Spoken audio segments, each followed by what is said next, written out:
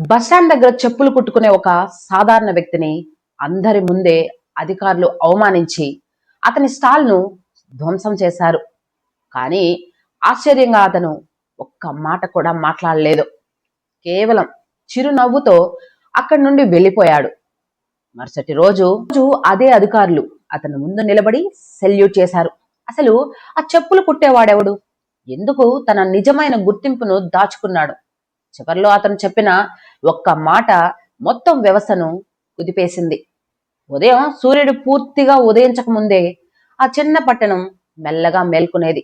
Bus stand చుట్టూ tea దుకాణాల నుంచి ఎగిసే ఆవిరి, రోడ్లపై పరుగులు తీసే ఆటోలు, కూలీల కోసం ఎదురు చూసే కార్మికులు, స్కూల్ బస్సుల కోసం నిలబడ్డ పిల్లలు అన్ని ఎప్పటిలాగే కనిపించినా ఆ పట్టణం మనసులో మాత్రం ఒక పెద్ద బాధ దాగి ఉండేది. ఆ పట్టణంలో ప్రభుత్వ కార్యాలయానికి వెళ్లడం అంటే ప్రజలకు భయమే. ఏ పని కావాలన్నా, ఫైల్ కదలాలంటే కొంచెం చూడాలి అనే మాట ముందే వినిపించేది. పుట్టిన సర్టిఫికేట్ కావాలన్నా, ఇంటి పన్ను సమస్య పరిష్కారం కావాలన్నా, రోడ్డు పక్కన చిన్న వ్యాపారం చేయాలన్నా ప్రతి చోట ఒకే పరిస్థితి. లంచం లేకుండా పని జరగడం చాలా అరుదు. ప్రజలు కోపపడేవారు, కానీ ఎవ్వరికి ఎదిరించే ధైర్యం ఉండేది కాదు. ఎందుకంటే ఎదిరిస్తే రేపటి నుంచి వారి జీవితం మరింత కష్టమవుతుందని అందరికీ తెలుసు. ఆ అవినీతికి కేంద్రంగా ఉన్న వ్యక్తి మున్సిపల్ కమిషనర్ శేఖర్. అతని చుట్టూ కొంతమంది అధికారులు ఉండేవారు. వాళ్ళు ప్రతిరోజు చిన్న చిన్న వ్యాపారులను లక్ష్యంగా చేసుకునేవారు. లైసెన్స్ చూపించు, పర్మిషన్ ఉందా, రేపు ఆఫీస్కి రా అని భయపెట్టి డబ్బులు తీసుకునేవారు. ఎవరైనా ఇవ్వకపోతే వారి స్టాళ్లను తీయించేసేవారు. పేదవాళ్ళు ఏడ్చేవారు, అధికారులు నవ్వేవారు. ఇదే ఆ పట్టణ నిజం. ఒక సోమవారం ఉదయం బస్టాండ్ ఎదురుగా ఖాళీగా ఉన్న ఒక చిన్న మూలలో ఒక వ్యక్తి వచ్చి కూర్చున్నాడు. చేతిలో పాత ఇనుప పెట్టె, పక్కన చిన్న చెక్క బెంచ్, కొన్ని సూదులు, దారాలు, పాలిష్ డబ్బాలు, చెప్పులు కుట్టుకునే పనిముట్లు. అతని పేరు రాఘవ. చూస్తే సాధారణ మనిషిలా కనిపించేవాడు. 40 సంవత్సరాల వయసు, సాధారణ తెల్ల చొక్కా, మసకబారిన లుంగి, చెప్పులపై పాత తోలుపు మచ్చలు, ముఖంలో మాత్రం ఎప్పుడు ఒక చిరునవ్వు. అతను నిశ్శబ్దంగా తన చిన్న స్టాల్ ఏర్పాటు చేసుకున్నాడు. ఒక చిన్న బోర్డు పెట్టాడు, చెప్పులు కుట్టబడును అని. ఎలాంటి హంగామా లేదు, ఎలాంటి గొప్ప మాటలు లేవు. తన పని మొదలు పెట్టాడు. మొదట అతని దగ్గరకు వచ్చిన వ్యక్తి ఒక వృద్ధ రిక్షావాడు. బాబు, ఈ చెప్పు కుట్టిస్తావా అని అడిగాడు. రాఘవ నవ్వాడు. కూర్చోండి తాతయ్య అని చెప్పు చేతిలోకి తీసుకొని నెమ్మదిగా కుట్టడం మొదలు పెట్టాడు. పని చేస్తూనే అడిగాడు, రోజుకు ఎంత సంపాదిస్తారు? సంపాదించేది 100, ఇవ్వాల్సింది 200. రాఘవ ఒక్క మాట కూడా అనలేదు. కానీ తన పక్కన ఉన్న చిన్న నోట్బుక్ తెరిచాడు. తేదీ రాశాడు, సమయం రాశాడు, వృద్ధుడి పేరు అడిగాడు. అది కూడా రాశాడు. ప్రతి విషయాన్ని చిన్న చిన్న అక్షరాలతో నమోదు చేశాడు. వృద్ధుడు ఆశ్చర్యపోయాడు. ఎందుకు రాస్తున్నావు బాబు? రాఘవ చిరునవ్వుతో అన్నాడు, మర్చిపోకుండా ఉండడానికిలే. ఈరోజు మధ్యాహ్నం ఒక కూరగాయలమ్మే మహిళ ఏడుస్తూ అక్కడికి వచ్చింది. ఆమె చెప్పు చిరిగిపోయింది. అక్క, కూర్చోండి అన్నాడు రాఘవ. చెప్పు కుడుతూ ఉండగా ఆమె తన బాధ చెప్పడం మొదలుపెట్టింది. ఉదయం అధికారులు వచ్చారు, 500 అడిగారు. ఇవ్వలేదని నా బండి తోసేశారని ఆమె కళ్ళల్లో నీళ్లు. ఫిర్యాదు చేయలేదా మరి అని అడిగాడు రాఘవ. ఆమె చేదుగా నవ్వింది. ఎవరికి? ఆ ఒక్క ప్రశ్నకు రాఘవ దగ్గర కూడా సమాధానం లేదు. అతను మళ్ళీ నోట్బుక్ తెరిచాడు. తేదీ, సమయం, ప్రదేశం, అధికారుల పేర్లు అన్ని రాసుకున్నాడు. ఆ తర్వాత మాత్రమే చిరునవ్వుతో అన్నాడు, ధైర్యంగా ఉండండి. ఆ మాట ఎందుకో ఆ యువకుడికి కొత్త ఆశ ఇచ్చింది. రాత్రిలో అందరూ వెళ్ళిపోయాక రాఘవ ఒంటరిగా స్టాల్ దగ్గర కూర్చునేవాడు. నోట్బుక్ మళ్ళీ మళ్ళీ తెరిచేవాడు. ఆ రోజు రాసుకున్న విషయాలు ఒక్కొక్కటి పరిశీలించేవాడు. కొన్ని పేజీలకు చిన్న గుర్తులు పెట్టేవాడు. కొన్ని పేర్లకు ఎర్ర రంగు గీతలు గీసేవాడు. కొన్నిసార్లు ఎవరు చూడకుండా చిన్న కెమెరాతో కొన్ని ఫోటోలు కూడా తీసేవాడు. ఆ కెమెరా అతని పనిముట్ల పెట్టెలో చాలా జాగ్రత్తగా దాచపడేది. ఎందుకంటే అందరికీ అతను కేవలం చెప్పులు కుట్టే వ్యక్తి. ఒక నెలలోనే రాఘవ పేరు మొత్తం పట్టణంలో వినిపించడం మొదలైంది. ఆ చెప్పులు కుట్టేవాడు చాలా మంచివాడు, మన మాటలు శ్రద్ధగా వింటాడు, డబ్బు లేకపోయినా చెప్పులు కుడతాడు అని అందరూ చెప్పుకునేవారు. అయితే ఈ విషయం మున్సిపల్ కార్యాలయానికి కూడా చేరింది. ఒక అధికారి కమిషనర్ శేఖర్ గదిలోకి వెళ్ళాడు. సార్, బస్టాండ్ దగ్గర ఒక చెప్పులు కుట్టేవాడున్నాడు సార్. శేఖర్ నవ్వాడు. అందులో కొత్త ఏముంది? అతని దగ్గరికి ప్రజలు ఎక్కువగా వెళ్తున్నారు సార్. అయితే మన గురించి కూడా మాట్లాడుకుంటున్నారు సార్. శేఖర్ ముఖంలోని నవ్వు మాయమైంది. కిటికీ బయటకు చూస్తూ నెమ్మదిగా అన్నాడు, వాడి గురించి పూర్తి సమాచారం తీసుకురండి. అదే క్షణం రాఘవ జీవితంలో ఒక పెద్ద తుఫాను నెమ్మదిగా దగ్గరవుతోంది. మరుసటి రోజు నుంచి రాఘవపై కనిపించని నిఘా మొదలైంది. మున్సిపల్ కార్యాలయం నుంచి 2 అధికారులు సాధారణ వ్యక్తుల్లా వచ్చి అతని స్టాల్ దగ్గర నిలబడ్డారు. ఎవరు వస్తున్నారు, ఎవరు మాట్లాడుతున్నారు, రాఘవ ఏమి చెప్తున్నాడు అన్ని గమనించడం మొదలు పెట్టారు. కానీ రాఘవ మాత్రం ఎలాంటి మార్పు లేకుండా తన పని చేసుకుంటూనే ఉన్నాడు. అతను ఎవరి వైపు అనుమానంగా చూడలేదు, ఎవరిని ప్రశ్నించలేదు. ఎప్పటిలాగే చెప్పులు కుడుతూ ప్రజల మాటలు వింటూ ఆ చిన్న నోట్బుక్ లో ఏదో రాస్తూనే ఉన్నాడు. ఒక మధ్యాహ్నం ఎండ తీవ్రంగా ఉంది. బస్టాండ్ దగ్గర ఒక వృద్ధ మహిళ కూర్చొని ఏడుస్తోంది. రాఘవ ఆమె దగ్గరకు వెళ్ళాడు. అమ్మా, ఏమైంది? ఆమె కళ్ళల్లోని కన్నీళ్లు తుడుచుకొని మెల్లగా చెప్పింది, నా భర్త పెన్షన్ రావడం లేదు బాబు. ఎందుకు? ఫైలు కనిపించడం లేదంటున్నారు. ఎన్ని రోజులైంది? 8 నెలలు. ఎవరిని కలిశారు? ఆమె 2 అధికారుల పేర్లు చెప్పింది. డబ్బడిగారా? ఆమె తల ఊపింది. 3,000 రూపాయలు ఇవ్వలేకపోయాను. రాఘవ ఒక్క మాట కూడా మాట్లాడలేదు. నోట్బుక్ తెరిచాడు. తేదీ, సమయం, ఫైల్ నంబర్, అధికారుల పేర్లు అన్ని రాసుకున్నాడు. తర్వాత తన జేబులోంచి కొంత డబ్బు తీసి ఆమె చేతిలో పెట్టాడు. ఇది సహాయం కాదమ్మా, మీరు ఇంటికి వెళ్ళడానికి వృద్ధురాలు చేతులు జోడించింది. నువ్వు మంచి మనిషివి బాబు. రాఘవ నవ్వాడు. మంచి రోజులు వస్తాయి. ఆ రోజు సాయంత్రం టీ దుకాణం దగ్గర కొంతమంది అధికారులు నిలబడి మాట్లాడుకుంటున్నారు. ఆ చెప్పులు కుట్టేవాడు ఏదో తేడాగా ఉన్నాడు. అవును, ఎవరు ఏం మాట్లాడినా వెంటనే రాసుకుంటున్నాడు. పత్రిక వాళ్ళల్లో ఎవరైనా అయ్యుంటాడా, లేదంటే ఏదైనా పార్టీ మనిషా? అంతలో వారిలో ఒకడు నవ్వుతూ అన్నాడు, వాడికి ఎక్కువ ప్రాముఖ్యత ఇస్తున్నావు. చెప్పులు కుట్టేవాడు ఏం చేస్తాడు? అందరూ నవ్వేశారు. రోజులు గడిచాయి. రాఘవ నోట్బుక్ లో పేజీలు నిండిపోతున్నాయి. ప్రతి ఫిర్యాదుకు ఒక తేదీ, ఒక సమయం, ఒక పేరు, ఒక సాక్ష్యం. కొన్నిసార్లు ఫోన్లో రహస్యంగా తీసిన ఫోటోలు, కొన్నిసార్లు ఆడియో రికార్డింగ్లు. ఎవ్వరికీ తెలియకుండా అన్ని సేకరిస్తూనే ఉన్నాడు. ఒకరోజు ఒక చిన్న వ్యాపారి ఊపిరి పీల్చుకుంటూ అతని దగ్గరికి పరిగెత్తుకుంటూ వచ్చాడు. అన్నా, నన్ను కాపాడు. రాఘవ వెంటనే లేచాడు. ఏమైంది? ఇప్పుడే అధికారులు వచ్చి 10,000 రూపాయలు ఇవ్వకపోతే నా బండి తీసుకెళ్లిపోతామని బెదిరిస్తున్నారు. రాఘవ ప్రశాంతంగా అడిగాడు, ఎక్కడున్నారు? వ్యాపారి చేయితో చూపించాడు. కొద్ది దూరంలో 3 అధికారులు నిలబడి ఉన్నారు. వాళ్ళు బండి దగ్గర అరుస్తున్నారు. రాఘవ నెమ్మదిగా అక్కడికి నడిచాడు. సార్ అన్నాడు వినయంగా. ఒక అధికారి కోపంగా చూశాడు. ఏంటి? ఏమైనా సమస్య ఉందా? ఇతను చాలా భయపడుతున్నాడు. నువ్వు వెళ్ళి నీ చెప్పులు కుట్టుకో అన్నాడు. చుట్టూ ఉన్న వాళ్ళు మౌనంగా చూస్తున్నారు. రాఘవ మాత్రం నవ్వాడు. సరే సార్ అని వెనక్కి తిరిగి వెళ్ళిపోయాడు. కానీ తన షర్ట్ బటన్ లో దాగి ఉన్న చిన్న కెమెరా ఆ మొత్తం సంఘటనను రికార్డ్ చేస్తోంది. ఆ సాయంత్రం మున్సిపల్ కమిషనర్ శేఖర్ టేబుల్ పై ఒక ఫైల్ పడింది. సార్, ఈ చెప్పులు కుట్టేవాడి గురించి వివరాలు. శేఖర్ ఫైల్ తెరిచాడు. అందులో పేరు రాఘవ, వృత్తి చెప్పులు కుట్టేవాడు, చిరునామా అద్దెగది, కుటుంబం వివరాలు లేవు, మునుపటి ఉద్యోగం తెలియదు. శేఖర్ కనుబొమ్మలు ముడిచాయి. ఇంత తక్కువ వివరాలా? సార్, ఎంత వెతికినా అంతే దొరికింది. శేఖర్ కుర్చీలో వెనక్కి వాలి ఆలోచించాడు. వాడి మీద కన్నేయండి. ప్రతి కదలిక నాకు తెలియాలి. మరుసటి వారం రాఘవ స్టాల్ ముందు జనాలు మరింత పెరిగారు. ఎందుకంటే ఎవరైనా కష్టంలో ఉంటే మొదట గుర్తొచ్చేది ఇప్పుడు రాఘవే. ఒక ఆటో డ్రైవర్ వచ్చాడు.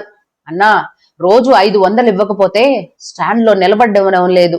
ఒక పండ్ల వ్యాపారి వచ్చాడు. లైసెన్స్ పేరుతో నెల నెలా డబ్బులు తీసుకుంటున్నారు. ఒక యువతి వచ్చింది. నాన్న హాస్పిటల్ అనుమతి కోసం 6 నెలలుగా తిరుగుతున్నాను. రాఘవ అందరి మాటలు విన్నాడు, అన్ని రాసుకున్నాడు. ఎవరిని తొందర పెట్టలేదు, ఎవరిని నిరాశపరచలేదు. అదే సమయంలో శేఖర్ అసహనం రోజు రోజుకు పెరుగుతోంది. ఎందుకు భయపడడం లేదు? మనం అధికారులు అని తెలిసినా ఎందుకు ప్రశాంతంగా ఉన్నాడు అని పదే పదే అడిగేవాడు. ఒక అధికారి అన్నాడు, సార్, వాడిని అక్కడి నుంచి పంపిస్తే సమస్య ముగుస్తుంది. శేఖర్ ముఖంలో చిరునవ్వు వచ్చింది. అదే చేద్దాం. 2 రోజుల తర్వాత ఉదయం 9 గంటలకు బస్టాండ్ రద్దీగా ఉంది. అప్పుడే ఒక మున్సిపల్ జీప్ వచ్చి ఆగింది. దాని వెనక మరో 2 వాహనాలు, 10 మంది అధికారులు దిగారు. వారిని చూసి ప్రజలు నిశ్శబ్దమయ్యారు. శేఖర్ కూడా స్వయంగా వచ్చాడు. అతను నేరుగా రాఘవ స్టాల్ దగ్గరకు వెళ్ళాడు. ఈ స్టాల్ ఎవరిది? రాఘవ లేచి నిలబడ్డాడు. నాదే సార్. పర్మిషన్ ఉందా? దరఖాస్తు పెట్టాను. అంటే ఇంకా లేదు, ప్రాసెస్ లో ఉంది సార్. శేఖర్ గట్టిగా అరిచాడు. అక్రమ నిర్మాణం వెంటనే తొలగించండి. 2 అధికారులు ముందుకు వచ్చి ఆ చిన్న చెక్క బెంచను తన్నేశారు. పనిముట్లు పెట్టిన నేలపై పడిపోయింది. సూదులు, దారాలు, పాలిష్ డబ్బాలు అన్ని రోడ్లంతా చల్లా చెదురయ్యాయి. ఒక అధికారి బోర్డును విరక్కొట్టాడు. మరొక అధికారి స్టాల్ పై సుత్తితో కొట్టాడు. కొన్ని క్షణాల్లో రాఘవ కష్టపడి ఏర్పాటు చేసుకున్న చిన్న జీవితం నేలమట్టమైంది. చుట్టూ నిలబడ్డ ప్రజల కళ్ళల్లో నీళ్లతో చూస్తున్నారు. రాఘవ మెల్లగా నేలపై పడిన తన చిన్న నోట్బుక్ ను తీసుకున్నాడు. దానిపై ఉన్న దుమ్మును దులుపుకున్నాడు. చిరిగిపోయిన పనిముట్లు పెట్టెను వెతుకుతున్నాడు. ఒక్కసారి శేఖర్ వైపు చూసి చిన్నగా నవ్వాడు. ధన్యవాదాలు సార్ అన్నాడు. ఆ ఒక్క మాటతో శేఖర్ కూడా క్షణం ఆశ్చర్యపోయాడు. రాఘవ ఒక్కసారి కూడా వెనక్కి తిరిగి చూడకుండా నెమ్మదిగా అక్కడి నుంచి నడుచుకుంటూ వెళ్ళిపోయాడు. బస్టాండ్ లో ఉన్న ప్రతి ఒక్కరి మనసులో ఒకే ప్రశ్న, ఇంత జరిగినా ఈ మనిషి ఎందుకు నవ్వుతున్నాడు? ఆ పట్టణమంతా ఒకటే చర్చ. ఆ చెప్పులు కుట్టేవాడికి చాలా అన్యాయం జరిగింది. ఎంత మంచి మనిషో, అంత అవమానం చేసినా ఒక్క మాట కూడా అనలేదు. రిక్షా వాళ్ళు, కూలీలు, చిన్న వ్యాపారులు, వృద్ధులు అందరి మనసుల్లో రాఘవ పట్ల గౌరవం మరింత పెరిగింది. కానీ మున్సిపల్ కమిషనర్ శేఖర్ మాత్రం తన విజయం మీద చాలా సంతోషంగా ఉన్నాడు. ఒక సాధారణ చెప్పులు కుట్టేవాడు అధికారుల ముందు నిలబడలేడని ఆ రాత్రి రాఘవ ఒక చిన్న అతిథి గదిలో ఒంటరిగా కూర్చున్నాడు. అతని ముందున్న టేబుల్ పై ఆ చిన్న నోట్బుక్, దాని పక్కనే ఒక ల్యాప్టాప్, ఒక పెన్ డ్రైవ్, కొన్ని ఫైళ్లు. అతను నెమ్మదిగా నోట్బుక్ తెరిచాడు. మొదటి పేజీ నుంచి చివరి పేజీ వరకు మరోసారి పరిశీలించాడు. ఏది మిస్ కాలేదని నిర్ధారించుకున్నాడు. తర్వాత పెన్ డ్రైవ్ ను ల్యాప్టాప్ కు కనెక్ట్ చేశాడు. అందులోని డేటాను ఒక సురక్షిత సర్వర్ కు అప్లోడ్ చేశాడు. చివరగా ఒకే ఒక్క మెసేజ్ పంపించాడు. ఆపరేషన్ పూర్తయింది. రేపు ఉదయం సమావేశం సిద్ధం చేయండి. మెసేజ్ పంపిన వెంటనే అతను ప్రశాంతంగా లైట్లు ఆపి నిద్రపోయాడు. మరుసటి రోజు ఉదయం రాష్ట్ర రాజధానిలోని సచివాలయంలో హడావుడి మొదలైంది. అత్యవసర సమావేశం ఏర్పాటు చేశారు. రాష్ట్ర ప్రధాన కార్యదర్శి, విజిలెన్స్ శాఖ ఉన్నతాధికారులు, అవినీతి నిరోధక విభాగం అధికారులు, పోలీస్ ఉన్నతాధికారులు అందరూ ఒకే సమావేశ మండపంలో చేరుకున్నారు. కొద్దిసేపటికే మున్సిపల్ కమిషనర్ శేఖర్ కు కూడా ఫోన్ వచ్చింది. వెంటనే రాష్ట్ర కార్యాలయానికి హాజరు కావాలని ఆదేశించారు. ఎందుకో అర్థం కాక అతను తన సహచర అధికారులతో కలిసి అక్కడికి చేరుకున్నాడు. సమావేశ మండపంలో అందరూ తమ స్థానాల్లో కూర్చున్నారు. వేదికపై ఉన్న ప్రధాన కుర్చీ మాత్రం ఖాళీగా ఉంది. అందరూ ఎవరిని ఎదురు చూస్తున్నారో ఎవరికీ అర్థం కాలేదు. అప్పుడే తలుపు నెమ్మదిగా తెరుచుకుంది. లోపలికి ఒక వ్యక్తి నడుచుకుంటూ వచ్చాడు. అతన్ని చూసిన క్షణంలో శేఖర్ చేతిలో ఉన్న ఫైల్ నేలపై పడిపోయింది. మిగతా అధికారులు కూడా షాక్ తో లేచి నిలబడ్డారు. ఎందుకంటే లోపలికి వచ్చిన వ్యక్తి బస్టాండ్ దగ్గర చెప్పులు కుట్టే రాఘవ. కానీ ఇప్పుడు అతను పాత లుంగిలో లేడు. చక్కగా ఇస్త్రీ చేసిన అధికారిక దుస్తులు, మెడలో గుర్తింపు కార్డు. అతని వెంట సీనియర్ అధికారులు ఉన్నారు. అందరూ అతనికి గౌరవంగా సెల్యూట్ చేస్తున్నారు.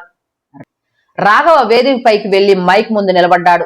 తన అధికారిక గుర్తింపు కార్డును అందరికీ చూపిస్తూ ప్రశాంతంగా అన్నాడు, పేరు రాఘవ వర్మ, నేను రాష్ట్ర విజిలెన్స్ కమిషనర్ ని.